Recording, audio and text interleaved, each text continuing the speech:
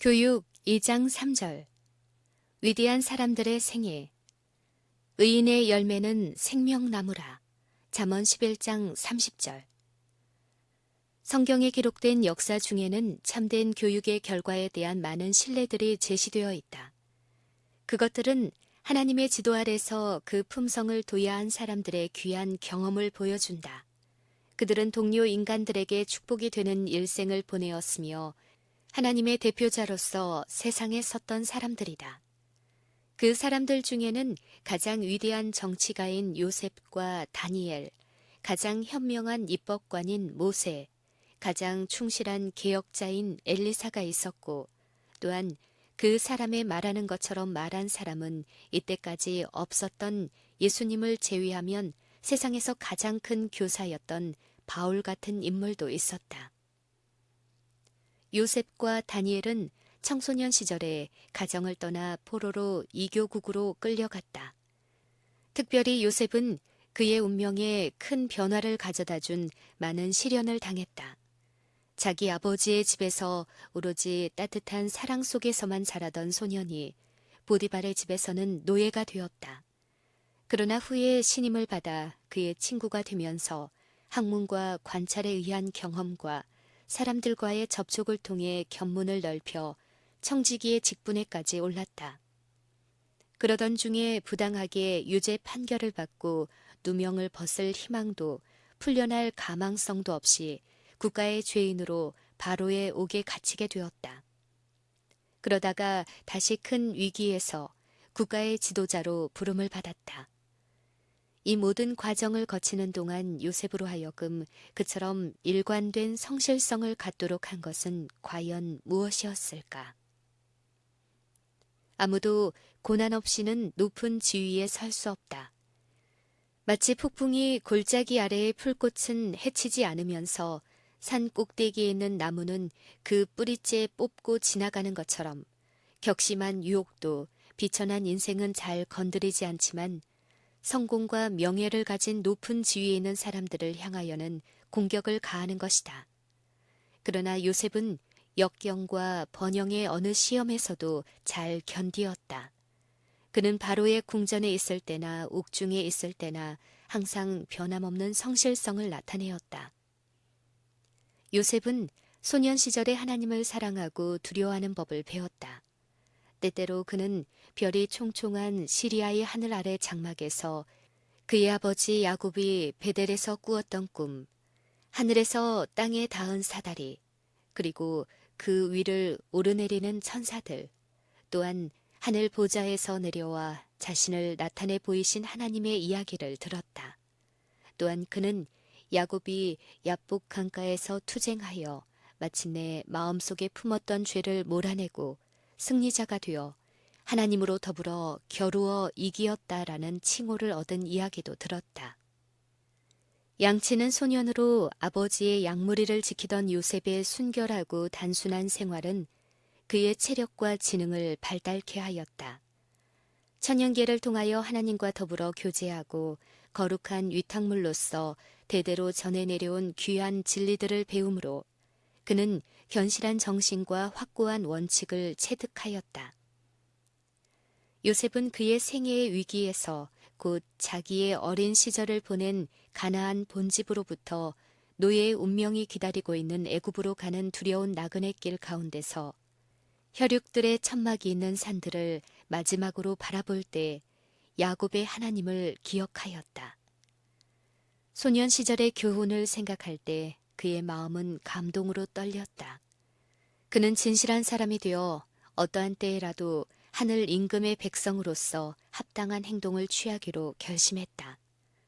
외국인과 노예로서 겪는 괴로운 생활, 보고 듣는 것이 모두 악덕과 우상 숭배뿐인 환경, 온통 사람의 마음을 끄는 부와 문화와 왕실의 화려함으로 행해지는 예배의식, 이 모든 것 가운데서도 요셉은 요동하지 않았다. 그는 의무에 충실하는 법을 배웠다. 가장 낮은 지위로부터 가장 높은 신분에 이르기까지 어떠한 입장에서도 충실하였으므로 그의 모든 능력은 최고의 봉사를 위하여 훈련되었다. 요셉이 바로의 궁전에 부름을 받았을 당시에 애굽은 세상에서 가장 큰 국가였다. 문화, 예술, 그리고 학문에 있어서 애굽과 비할 나라는 어디에도 없었다. 가장 어렵고 위험한 시기에 요셉은 그 왕국의 정무를 맡았으며 그의 시정은 국가와 백성들의 신뢰를 얻었다. 바로는 그로 그 집의 주관자를 삼아 그 모든 소유를 관리케 하고 임의로 백관을 제어하며 지혜로 장로들을 교훈하게 하였다. 영감의 말씀은 요셉의 생애의 비결을 우리에게 보여준다. 그의 자녀들을 향한 축복의 기도에서 야곱은 거룩한 능력과 아름다운 말로 가장 사랑하는 아들 요셉에 대해 이렇게 말하였다. 요셉은 무성한 가지, 곧 샘 곁에 무성한 가지라. 그 가지가 담을 넘었도다. 활 쏘는 자가 그를 학대하며 그를 쏘며 그를 군박하였으나 요셉의 활이 도리어 경강하며 그의 팔이 힘이 있으니 야곱의 전능자의 손을 힘입음이라. 내 아비의 하나님께로 말미암나니 그가 너를 도우실 것이요 전능자로 말미암나니 그가 내게 복을 주실 것이라. 위로 하늘의 복과 아래로 원천의 복과 내 아비의 축복이 내 부와 조의 축복보다 나아서 영원한 산이 한없음 같이 이 축복이 요셉의 머리로 돌아오며 그 형제 중 뛰어난 자의 정수리로 돌아오리로다. 창세기 49장 22절부터 26절. 보이지 아니하는 하나님께 대한 신앙과 충성은 요셉을 굳세게 만든 닻이었다. 여기에 그의 능력이 숨어 있었다. 그의 팔이 힘이 있으니 야곱의 전능자의 손을 힘입음이라. 하늘에 사신 다니엘. 바벨론에서의 다니엘과 그의 동무들의 청년 시절이 애굽에서의 요셉의 초기 생애보다 행복된 것은 사실이었으나 그들도 요셉에 못지않은 혹독한 품성의 시련을 겪었다. 왕족의 혈통을 받은 이 청년들은 비교적 소박한 유대인의 가정으로부터 가장 번화한 도시에 있는 당시의 최대 군주의 궁정에 옮겨져서 국왕을 위한 특별한 봉사를 위하여 교육을 받게 되었다. 부패하고 사치한 궁정에서 그들은 강한 유혹에 둘러싸였다. 여호와를 섬기는 사람들이 바벨론으로 사로잡혀온 사실, 여호와의 성전의 기명들이 바벨론 신들의 정각으로 옮겨진 사실, 그리고 이스라엘 왕이 바벨론으로 포로가 되어온 사실을 가지고 승리자들은 그들의 종교와 관습이 히브리 사람들의 그것보다 더 우수한 증거라고 자랑하였다. 그런 환경 아래서 이스라엘 백성이 하나님의 율법을 떠남으로 자초한 굴욕을 통하여 하나님께서는 당신의 최상권과 거룩하신 요구와 그리고 복종에 대한 확실한 결과를 바벨론 사람들에게 명확하게 보여주셨다. 또한 하나님께서는 당신께 끝까지 충성하는 사람들을 통하여 이를 증거하셨다. 당시로서는 이러한 방법밖에는 없었다. 다니엘과 그의 동무들에게는 처음부터 시련이 닥쳤다.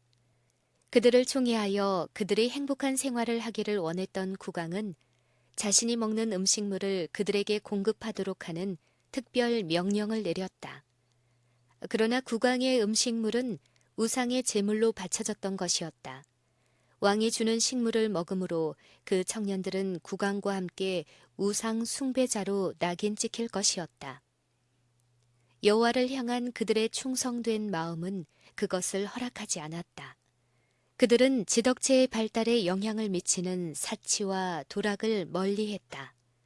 다니엘과 그의 동무들은 하나님의 말씀의 원칙 안에서 충실히 교육을 받아왔기 때문에 신령한 것을 위하여 물질적인 것을 희생해야 할 것과 최고의 선을 추구해야 할 것을 알았다.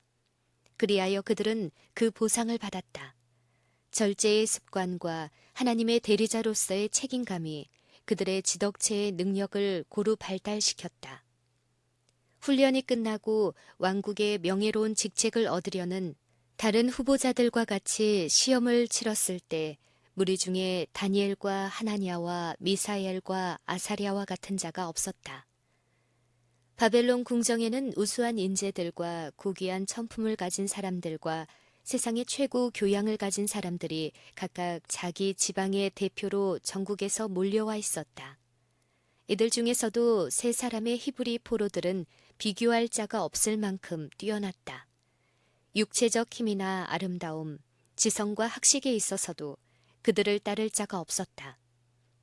왕이 그들에게 모든 일을 묻는 중에 그 지혜와 총명이 온 나라 박수와 술객보다 10배나 나은 줄을 아니라. 하나님께 대한 변함없는 충성심과 굳센 극기심을 가진 청년 다니엘은 그 고상한 기품과 예절 바른 행동, 그를 감독하는 이교의 관리로부터 은혜와 긍휼을 얻게 되었다. 그는 평생 동안 이와 같은 사람으로 지냈다. 그는 승진이 빨라 왕국의 총리 자리에 올랐다. 역대 군주의 치세, 국가의 몰락, 또한 원수의 왕국 건설에 있어서 그의 기지와 예의와 선량한 성품은 한편으로 원칙에 굳게 선 마음과 합해져서 그의 원수들까지도 그가 충성되어 아무 그릇함도 없고 아무 허물도 없다고 시인할 정도로 그의 지혜와 정치적 수완은 뛰어났다. 다니엘이 굳은 신뢰로 하나님께 매달려 있을 때 예언의 능력의 신이 그에게 임하였다.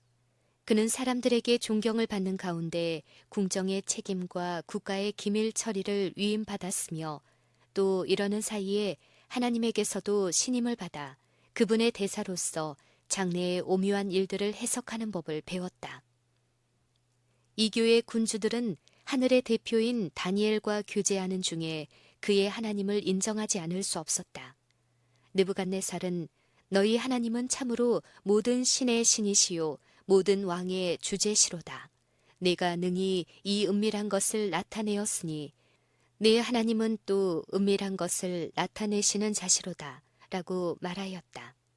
또한 다리오는 온 땅에 있는 모든 백성과 나라들과 각 방언하는 자들에게 내리는 조서 중에 말하기를 다니엘의 하나님은 사시는 하나님이요 영원히 변치 않으실 자시며 그 나라는 망하지 아니할 것이요 그는 구원도 하시며 건져내기도 하시며 하늘에서든지 땅에서든지 이적과 기사를 행하시는 자시라고 하였다.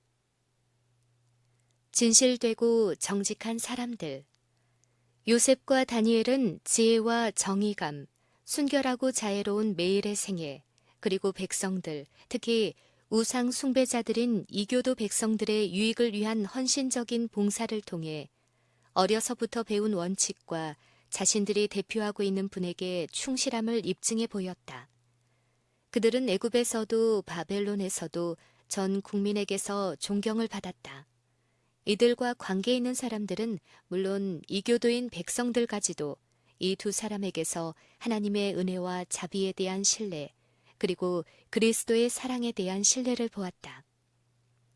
이 고상한 히브리 사람들이 가졌던 평생 사업은 너무나 귀한 것이었다. 자라난 가정을 떠날 때에 그들은 장차 자신들이 가지게 될 숭고한 운명에 대하여 꿈에도 생각지 못하였으리라.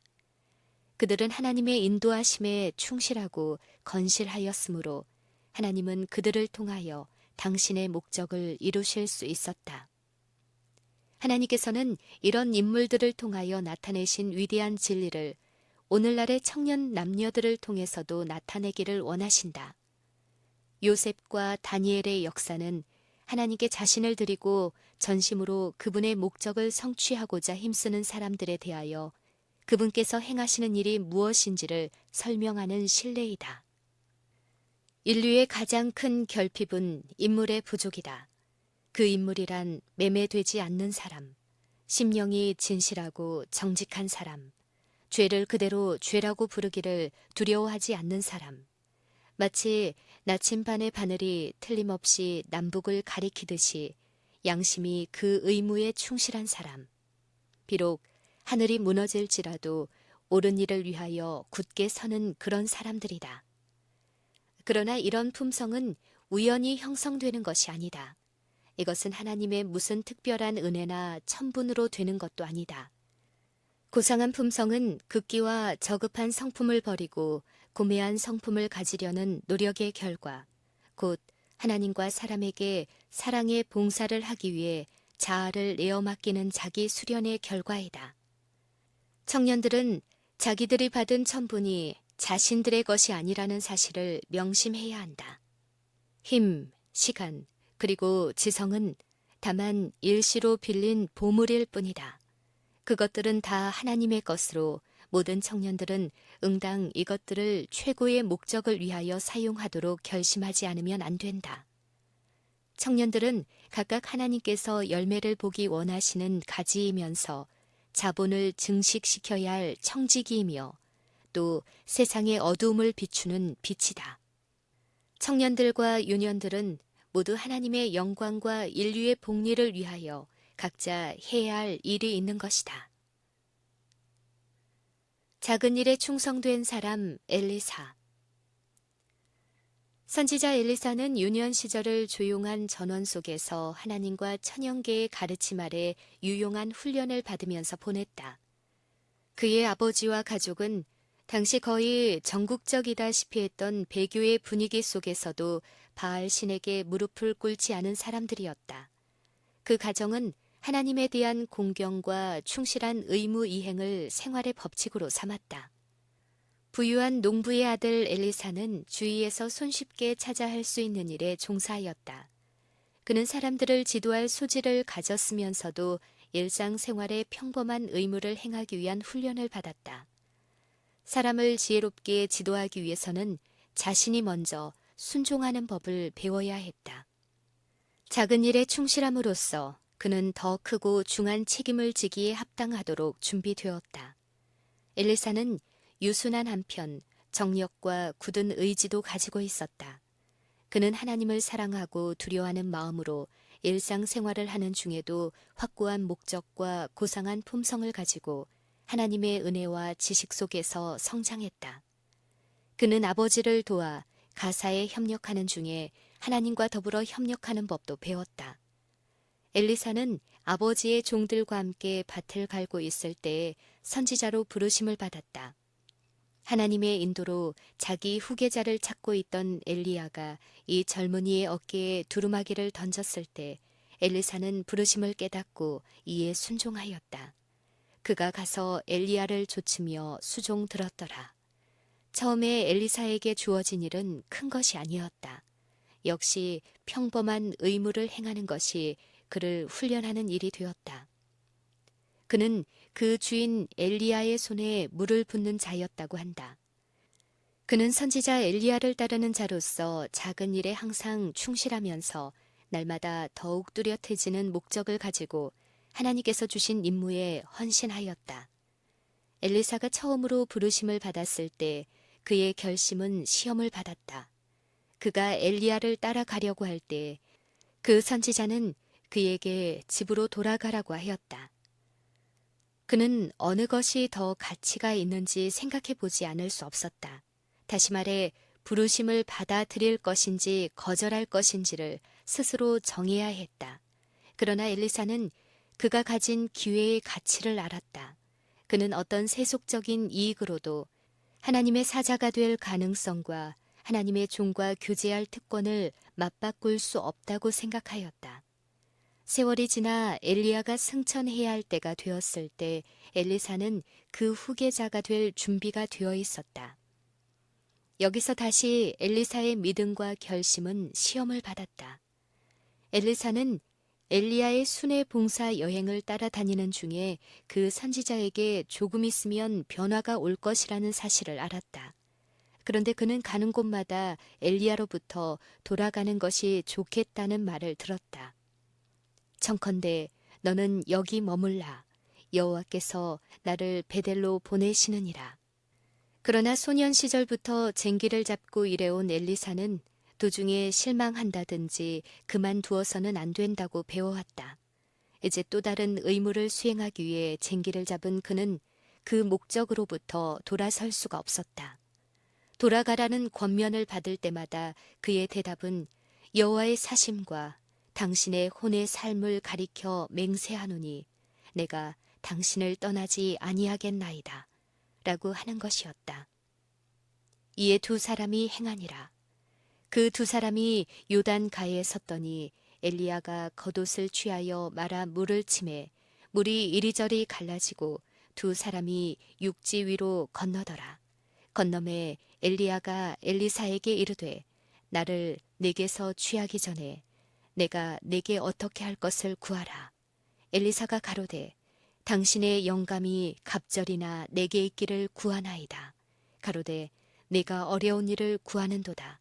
그러나 나를 내게서 취하시는 것을 내가 보면 그 일이 내게 이루려니와 그렇지 않으면 이루지 아니하리라 하고 두 사람이 행하며 말하더니 후련히 불수레와 불말들이 두 사람을 격하고 엘리야가 회리 바람을 타고 승천하더라. 엘리사가 보고 소리 지르되 내 아버지여 내 아버지여 이스라엘의 병거와 그 마병이여 하더니 다시 보이지 아니하는지라. 이에 엘리사가 자기의 옷을 잡아 돌에 찢고 엘리야의 몸에서 떨어진 겉옷을 주워 가지고 돌아와서 요단 언덕에 서서 엘리야의 몸에서 떨어진 그 겉옷을 가지고 물을 치며 가로되 엘리야의 하나님 여호와는 어디 계시나이까 하고 저도 물을 치매 물이 이리저리 갈라지고 엘리사가 건너니라. 맞은편 여리고에 있는 선지자의 생도들이 저를 보며 말하기를 엘리야의 영감이 엘리사의 위에 머물렀다 하고 가서 저를 영접하여 그 앞에서 땅에 엎드리더라. 이때부터 엘리사는 엘리야의 일을 대신하였다. 작은 일에 충실했던 그는 큰 일에도 충실하다는 것을 입증해 보였다. 능력의 사람 엘리야는 감당하기에 벅찬 악들을 타도하기 위하여 사용된 하나님의 그릇이었다. 아합과 이교도 이세벨의 지지를 기반으로 하여 백성들을 유혹하던 우상 숭배가 타도되고 바알의 선지자들이 죽임을 당하였다. 이스라엘의 온 백성들이 깊은 감동을 받았으며 많은 사람들이 하나님을 경배하는 길로 돌아섰다. 엘리야의 후계자로서 인내를 가지고 신중하게 이스라엘을 안전한 길로 인도해 갈 인물이 필요했다. 이 일을 위한 준비로 엘리사는 어려서부터 하나님의 지도 아래 훈련을 받았다. 이것은 모든 사람이 배워야 할 교훈이다. 하나님께서 사람을 훈련시키는 정확한 목적은 아무도 알 수 없으나 작은 일에 충실하다는 것은 더 큰 책임을 지기에도 적합하다는 증거가 된다. 사람의 모든 행위는 그 품성의 표현이다. 그러므로 작은 일에 부끄러울 것이 없는 일꾼으로 자기 자신을 나타내는 자만이 하나님께로부터 더욱 큰 신임과 높임을 받게 될 것이다. 믿음의 장부 모세. 모세가 따뜻한 가정의 보호로부터 떠난 것은 요셉이나 다니엘보다 더 어릴 때였다. 그러나 이때 벌써 그의 생애는 요셉이나 다니엘의 생애를 꼴찌었던 동일한 힘에 의해 영향을 받았었다. 모세가 히브리의 친척들과 함께 보낸 기간은 불과 12년간이었다. 그러나 이 기간 동안에 그를 위대하게 만든 기초가 놓여졌던 것이다. 더구나 이 기초는 세상에 거의 알려지지 않은 이름 없는 자의 손에 의해 놓여졌다. 요게벳은 여자 노예였다. 그러나 비록 신분은 낮았지만 그가 진 짐은 무거웠다. 나사렛의 마리아를 제외하고는 요게벳만큼 세상에 큰 축복을 준 여자도 없다.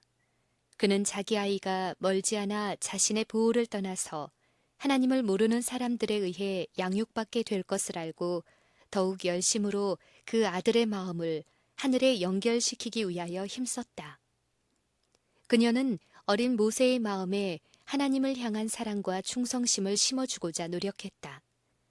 그 일은 뜻대로 충분히 이루어졌다. 요게벳이 의무로 알고 가르치고 자신의 평생의 교훈으로 삼았던 진리의 원칙들이 모세의 마음에 그대로 옮겨져 그를 하나님에게서 떠나지 않게 했다. 요게벳의 아들은 고센의 가난한 가정을 떠나 바로의 궁정으로 가서 애굽 왕녀의 사랑하는 아들이 되었다. 모세는 애굽의 학교에서 최고의 문무 훈련을 받았다. 그의 훌륭한 용모와 체격, 매력적인 인품, 지성적인 교양과 귀공자다운 태도, 무관으로서의 명망, 이런 것들로 그는 애굽의 자랑스러운 인물이 되었다. 애굽의 왕은 제사장의 일원이었기 때문에 모세는 비록 이교의 신에게 예배하는 것을 거부하고는 있었지만 애굽 종교의 모든 비법에 대해 가르침을 받았다. 당시 애굽은 모든 나라들 중에 가장 세력 있고 발달된 문명국이었으므로 모세는 그 나라의 미래의 군주로서의 이 세상 최고의 영예를 이어받을 사람이었다. 그러나 그는 이것보다 더 고귀한 것을 선택했다. 모세는 하나님의 영광을 위해 그리고 유린당하고 있는 그분의 백성들을 구원하기 위해 애굽의 영예를 포기했다. 그리하여 하나님께서는 특별한 점에서 모세의 교육을 담당하셨던 것이다. 모세는 아직 그의 평생 사업을 위한 준비가 되어 있지 않았다. 그는 하나님의 능력을 의지하는 법을 배우지 못했다. 그는 하나님의 목적을 오해하고 있었기 때문에 무력으로 이스라엘 사람들을 구원하려고 했다. 그래서 그는 모든 것을 걸고 이를 위해 애썼지만 결국 실패하고 말았다. 그는 패배와 실망을 안고 낯선 곳으로 도망하는 망명자가 되었다. 미디안의 광야에서 모세는 목자로서 40년을 보냈다. 겉으로 보기에 그는 필생의 사명과 영영 무관하게 된 듯 보였으나 실제로는 그 임무의 달성을 위하여 훈련을 받고 있었던 것이다. 무지하고 규율이 안 잡힌 군중을 다스리기 위해서는 그 길을 통하여 지혜를 얻어야만 했다. 순한 양들을 보호하는 중에 그는 이스라엘에 충직하고 인내심 많은 목자가 되는 데 필요한 경험을 얻었다. 하나님의 대표자가 되기 위해서는 먼저 하나님을 아는 자가 되어야 했다. 애굽에서 받은 영향, 양모의 애정, 왕손으로서의 입장, 무수한 형태의 매혹적인 사치와 향락, 섬세하고 교묘한 거짓 종교의 신비, 이 모든 것들이 모세의 마음과 품성에 깊은 영향을 주었다. 그러나 광야의 극히 단순한 환경에 의해 그는 이 모든 영향에서 벗어날 수 있었다. 장엄한 산들에 둘리어 인적이 드문 곳에서 모세는 홀로 하나님과 더불어 교제하였다. 어디에나 하나님의 이름이 쓰여져 있었다. 모세는 하나님의 임재 가운데서 그분의 능력에 둘러싸인 듯 하였다. 여기에서 그의 자만은 흔적도 없이 사라졌다. 그는 무한하신 하나님 앞에서 인간이 얼마나 무력하고 시야가 좁은 존재인가를 깨달았다. 모세가 여러 해 동안의 고되고 힘든 생활을 통하여 얻은 것은 거룩하신 분의 직접적인 임재에 대한 깨달음이었다.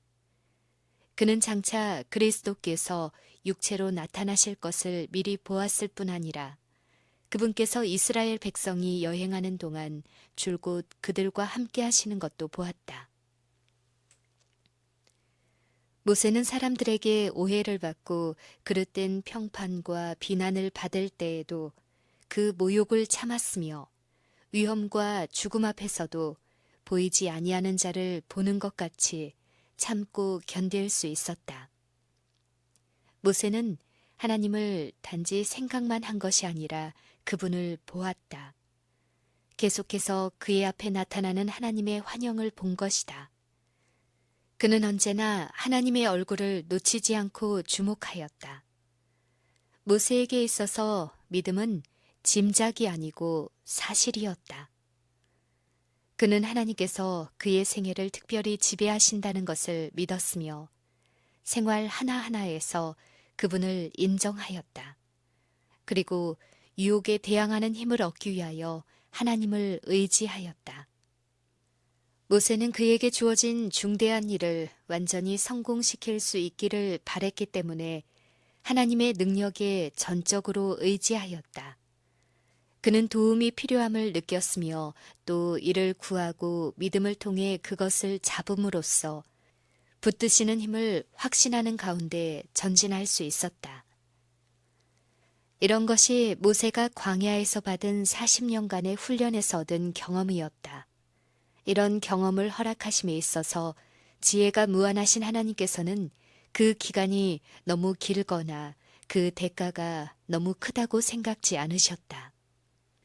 그 훈련의 결과와 거기서 가르쳐진 교훈의 성과는 이스라엘의 역사뿐만 아니라 그 당시로부터 오늘날에 이르기까지 세상의 발전에 이바지한 모든 일과도 밀접한 관계가 있다. 다음의 말씀은 모세가 위대한 인물이었음을 입증해주는 최고의 증거, 곧 그의 생애에 대한 영감적인 기록의 판정이다. 그 후에는 이스라엘의 모세와 같은 선지자가 일어나지 못하였나니 모세는 여호와께서 대면하여 아시던 자요. 신명기 34장 10절. 기쁨의 봉사자 바울. 복음 사업에서 예수님을 따르는 갈릴리 제자들의 믿음과 경험이 열성적인 한 예루살렘 학자의 지성과 결합되었다.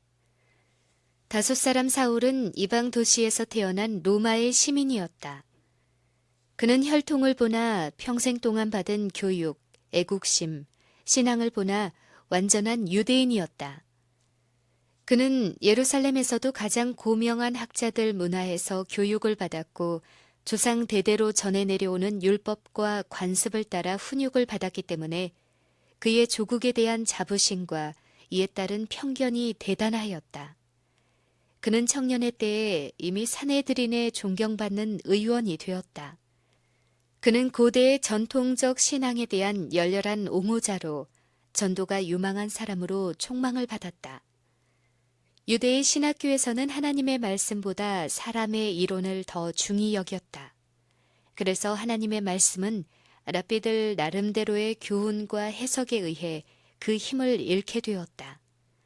세력 부식, 권세에 대한 욕망, 시기와 배타심, 완미하고 교만한 자부심, 이런 것들이 당시의 교사들을 지배한 주의와 동기였다. 랍비들은 타민족뿐 아니라 동족 앞에서도 자신들의 우월성을 자랑하였다. 그들은 로마의 압제에 대하여 격렬한 저항심을 가지고 국가의 주권을 회복할 결심을 하고 있었다. 그들은 자신들의 야망에 찬 음모와는 대조적인 평화의 기별을 전하는 예수님의 제자들을 증오하고 죽였다. 이 박해 운동에서 사울은 가장 잔인하고 냉혹한 행동 요원 중에 한 사람이었다. 애굽의 군사학교에서 무력의 법칙을 배운 것이 품성에 깊은 영향을 주었으므로 모세는 이스라엘을 사랑의 법칙으로 지도하기에 적합한 자가 되기 위해 천연계 속에서 하나님과 조용한 교제를 나누면서 40년의 세월을 보내야 했다. 바울 역시 이와 똑같은 교훈을 배울 필요가 있었다. 다메섹 성문 밖에서 바울이 본 십자가에 달리신 예수님의 이상은 그의 생애의 방향을 일변시켰다. 박해자가 제자로, 교사가 학생이 되는 순간이었다. 다메섹에서 쓸쓸히 보낸 어두운 며칠이 그에겐 마치 몇 해가 되는 것처럼 느껴졌다. 그가 기억하고 있던 구약 성경의 말씀은 그의 연구 자료가 되었으며 그리스도께서는 그의 교사가 되셨다. 그에게도 고요한 천연계는 학교가 되었다. 그는 아라비아 사막으로 가서 성경을 연구하며 하나님에 대하여 배웠다. 그는 지금까지 자기의 생애를 꼴지어왔던 편견과 관습에서 벗어나 진리의 근원이신 하나님으로부터 교훈을 받았다. 그의 후반 생애는 자기 희생과 사랑의 봉사로 일관되었다. 그는 말하기를 헬라인이나 야만이나 지혜 있는 자나 어리석은 자에게 다 내가 빚진 자라. 그리스도의 사랑이 우리를 강권하시는도다. 라고 하였다. 사람으로 교사가 된 자 중에서 가장 위대했던 바울은 중요한 의무뿐만 아니라 사소한 의무까지도 받아들여 수행했다. 그는 정신적인 노동은 물론 육체적인 노동도 필요하다는 것을 알고 수공업으로 자신의 생계를 꾸려나갔다. 그는 문명이 발달된 도시에서 날마다 복음을 전하는 한편 천막 만드는 일에도 종사하였다. 에베소 교회의 장로들과 작별할 때 그는 너희 아는 바에 이 손으로 나와 내 동행들의 쓰는 것을 담당하였다고 말하였다. 바울은 천부적으로 지력이 뛰어났다. 그는 또 그의 생애를 통해 보기 드문 지혜를 발휘했다. 더없이 깊은 뜻을 담고 있는 원칙들, 당시 가장 위대한 사람들도 알지 못한 원칙들이 바울의 가르침을 통해 드러났으며 그의 생애에서 예증되었다. 그는 모든 지혜 가운데 가장 큰 지혜를 가지고 있었다. 이러한 지혜는 사람으로 하여금 동정심과 통찰력을 소유케 하며 서로 참된 마음으로 교제하게 하고 선량한 본성을 일깨워 보다 고귀한 삶을 살 수 있게 한다. 바울이 이교도인 루스드라 사람들 앞에서 모든 은혜의 근원이신 천연계의 하나님을 가리켜 너희에게 하늘로서 비를 내리시며 결실기를 주시는 선한 일을 하사 음식과 기쁨으로 너희 마음에 만족해 하신 분이라고 한 말을 주목하라. 빌립보의 감옥에 갇힌 그를 보라. 고통스러운 고문을 받았음에도 불구하고 그는 한밤에 정막을 깨트리며 찬미를 불렀다. 지진으로 옥문이 열렸을 때에도 그는 내 몸을 상하지 말라. 우리가 다 여기 있노라. 라고 하며 이교도인 간수를 안심시켰다. 과연 그와 함께 있던 모든 죄수들은 같은 죄수인 바울이 그대로 있자 자리를 뜨지 못하고 함께 남아 있었다. 이 일로 인해 바울을 지키던 간수는 신앙이 어떤 것인지를 깨닫고 구원의 길을 찾아 자기의 온 가족과 함께 박해 아래 있는 그리스도의 제자들과 합류했다. 아덴의 아레오바고 회의에서 과학에는 과학으로, 이론에는 이론으로, 철학에는 철학으로 응수하는 바울을 보라. 그는 하늘로부터 오는 사랑에서 생기는 기질을 가지고 사람들이 모르면서 섬기는 소위 알지 못하는 신은 바로 여호와이신 것을 지적하고 그리스 시인의 말을 인용하여 여호와는 아버지 되시는 하나님이요 저희들은 그 아들인 것을 설명하였다. 계급 의식이 심하여 사람들의 권리가 전혀 인정되지 않던 당시에 하나님께서 인류의 모든 족속을 한 혈통으로 만드사 온 땅에 거하게 하신 것을 밝히면서 인류의 형제에 대한 위대한 진리를 설명하는 그의 말을 들어보라. 다시 그는 인류를 위한 하나님의 섭리 가운데는 은혜와 인자를 베푸시려는 그분의 뜻이 마치 황금의 실처럼 늘어져 있음을 보여준다. 하나님께서는 저희의 연대를 정하시며 거주의 경계를 하나셨으니 이는 사람으로 하나님을 혹 더듬어 찾아 발견케 하려 하심이로되 그는 우리 각 사람에게서 멀리 떠나 계시지 아니하도다. 데스도의 법정에서 복음의 진리를 깨달은 아그리빠 왕이 네가 적은 말로 나를 권하여 그리스도인이 되게 하려 하는도다 라고 말하게 한 당시의 바울의 말을 들어보라. 그는 그가 묶인 사슬을 가리키면서 당신뿐 아니라 오늘 내 말을 듣는 모든 사람도 다 이렇게 결박한 것 외에는 나와 같이 되기를 하나님께 원하노이다 라고 하였다. 그리하여 바울은 스스로의 말처럼 여러 번 여행의 강의 위험과 강도의 위험과 동족의 위험과 이방인의 위험과 시내의 위험과 광야의 위험과 바다의 위험과 거짓 형제 중의 위험을 당하고 또 수고하며 애쓰고 여러 번 자지 못하고 줄이며 목마르고 여러 번 굶고 춥고 헐벗는 인생을 보냈던 것이다. 그는 또한 말하기를 후욕을 당한즉 축복하고 핍박을 당한즉 참고 비방을 당한즉 권면하니 근심하는 자 같으나 항상 기뻐하고 가난한 자 같으나 많은 사람을 부유하게 하고 아무것도 없는 자 같으나 모든 것을 가진 자라고 하였다. 그는 봉사 중에 기쁨을 찾았다. 그리하여 고난의 일생을 마치게 될 때에 자기의 투쟁과 승리의 생애를 회고하면서 내가 선한 싸움을 싸웠다고 말할 수 있었다. 이러한 내력들은 매우 유익한 것이다. 이것들은 누구보다도 젊은이들에게 아주 중요하다. 일생 동안 하나님께 봉사하는 무거운 짐을 지기 위하여 모세는 미래의 왕위를 거절했고 바울은 자기 민족 가운데서 부와 명예를 누릴 수 있는 자리를 내어버렸다. 많은 사람들에게는 이들의 생애가 일종의 자포자기나 희생으로만 보일 것이다. 그런데 과연 그러하였을까? 모세는 그리스도를 인하여 받는 욕을 애굽의 보화보다 더욱 부유한 것으로 여겼다. 그에게는 사실 그러하였기 때문에 그렇게 여긴 것이다.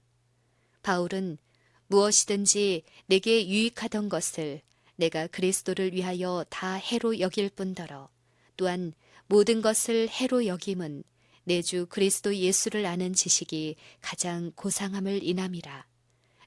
내가 그를 위하여 모든 것을 잃어버리고 배설물로 여김은 그리스도를 얻으려 함이라고 말하였다. 그는 자신의 선택에 만족했다. 모세는 바로의 궁전과 군주의 자리를 물려받게 되어 있었다. 그러나 그 화려한 궁전에는 사람들로 하나님을 잊어버리게 하는 죄로 물든 향락이 넘쳤으므로 모세는 그것 대신에 장구한 재물과 의를 택하였다. 그는 애굽의 위대함에 속박되기보다는 하나님의 목적에 그의 일생을 연결시키기로 하였다. 그는 애굽의 법률을 정하는 대신에 하나님의 지시에 따라 세상을 위한 율법을 제정하였다.